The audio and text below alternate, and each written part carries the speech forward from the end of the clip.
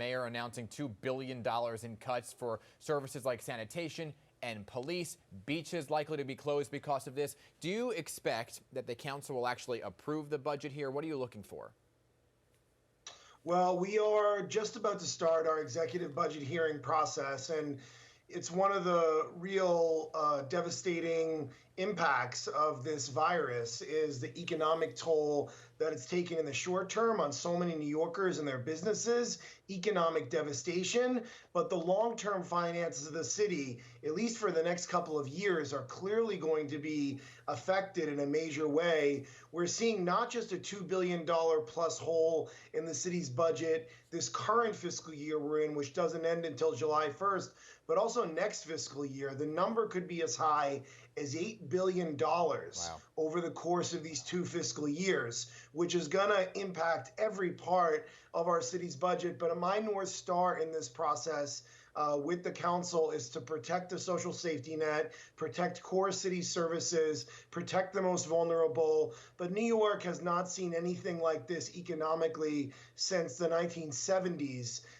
And we need to get through this in a thoughtful way, but we're going to have to make decisions that none of us ever contemplated before. Yeah, I mean, the crisis is also crippling Black and Latino communities. We've really zeroed in and focused on this. You floated the idea of setting up an emergency funeral fund for those who actually can't afford to bury their loved ones. Seeing the budget now as a whole, can New York City actually afford to do that?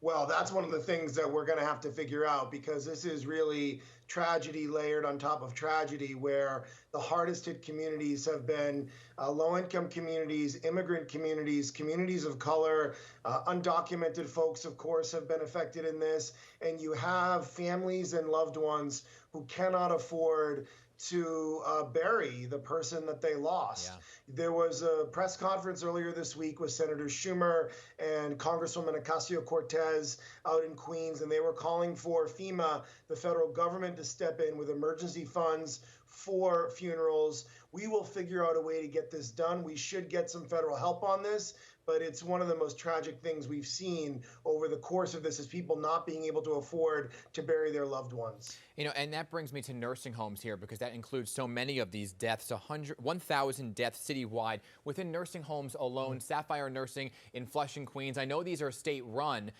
but was there more that could have been done? You were calling for a city shutdown earlier on than actually happened. Could there have been more done to protect these vulnerable communities like nursing homes? Look, I mean, everyone moved too slow here.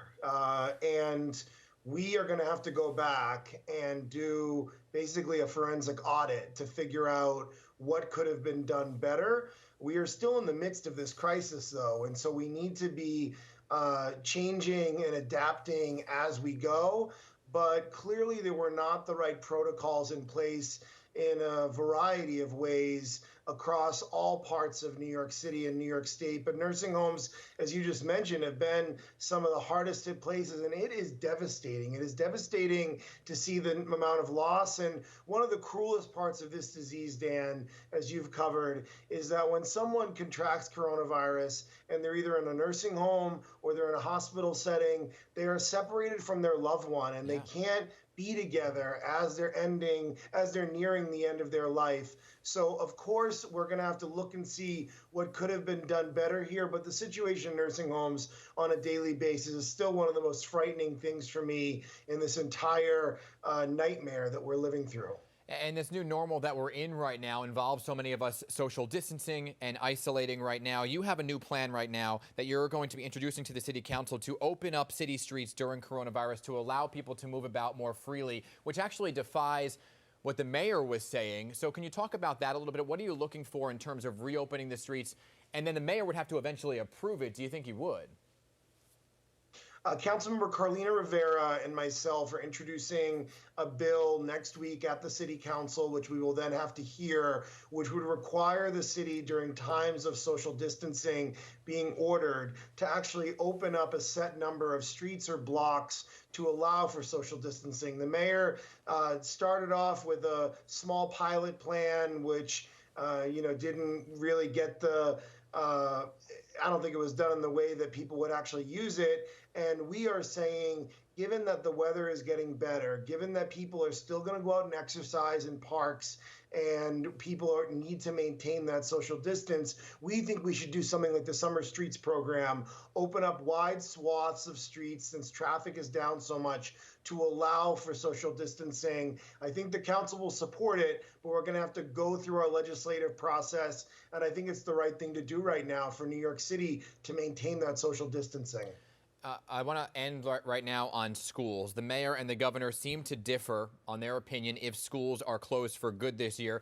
You are someone who's actually interested in running for mayor, right? So I want to get your take on this. Who has the final say when it comes to public schools here? Is it the mayor? Is it the governor? And what do you think about schools being closed for the remainder of the school year? Do you think that's the appropriate call at this point?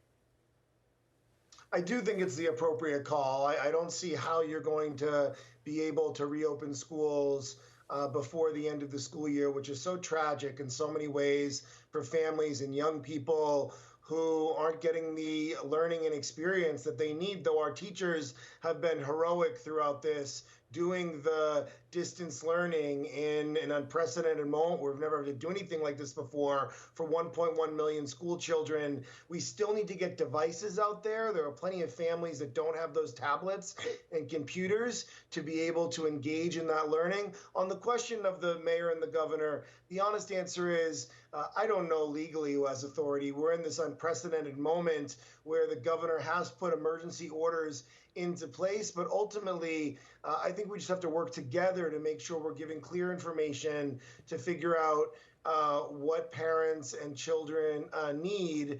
And I don't see us being able to open up schools by the end of the school year. And you are somebody in a position of authority. You talked to both the mayor and the governor. You just mentioned communication. We only have a few seconds left. How has communication been in your view? It seems there's miscommunication going on with the mayor and the governor with this mixed messaging about schools. But what's your take on just communication overall?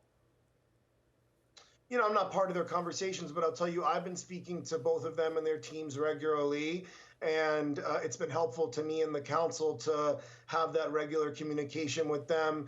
Dan, I know we have to go, and I'll end with this. I just want to leave on a hopeful note, given all the bad news every day, that we got through the fiscal crisis of the 1970s together. We got through 9/11 together. We got through the Great Recession together. We got through Hurricane Sandy together. These are some of the most difficult times New York City has ever seen. Yeah. But I believe in this city. I believe in the people, which are the beating heart of this city. And if we continue to stick together with compassion and kindness and going by what the public health officials are saying, we will get through this difficult time. We are one New York, and I'm grateful to see you this morning. I'm glad that you are safe and healthy. I saw you delivering food to your grandma in my district, and I hope she's doing okay. I'm thinking of New York and our great city right now and working 24/7 to be responsive to the needs that are coming up every single day. Appreciate that. Grandma Rose is doing well, and she's a big fan of yours. Okay, Mr. Speaker, I appreciate your time this morning, and stay safe to you as well, okay?